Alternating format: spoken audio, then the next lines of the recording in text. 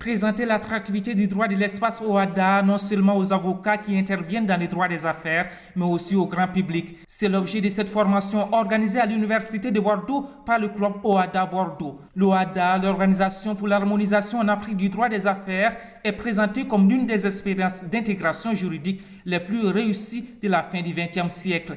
L'organisation regroupe aujourd'hui 17 pays africains. Pour les organisateurs de la formation, il s'agissait de faire connaître davantage cet espace juridique. Et ils doivent surtout comprendre qu'aujourd'hui, il y a 17 pays en Afrique qui appliquent le même droit des affaires. C'est ça l'information principale. Et que ça existe, et que c'est quelque chose de vivant, et que c'est quelque chose qui permet de moderniser, d'évoluer véritablement et de permettre à l'Afrique d'être concurrentielle dans le nouveau monde. L'objectif principal de l'OHADA est de créer un cadre juridique fiable qui permet de faciliter les échanges et les investissements économiques. En clair, il s'agit d'utiliser le droit comme un outil de développement économique. Il est impensable qu'on puisse investir dans un environnement où le droit n'est pas sécurisé. On ne sait pas exactement ce que l'on veut faire. Donc la première des choses pour investir, c'est de savoir les règles.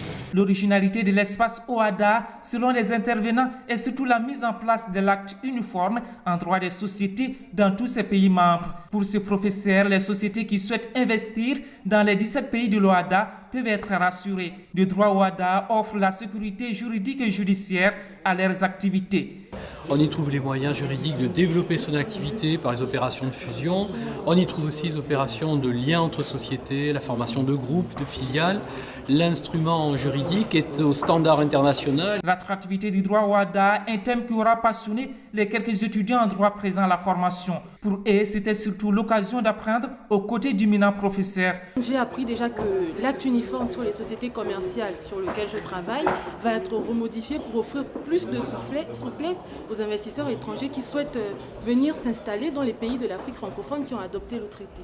L'Organisation pour l'harmonisation en Afrique du droit des affaires a été créée par le traité de Port-Louis en 1993. L'adhésion à l'organisation est ouverte à tout État membre de l'Union africaine.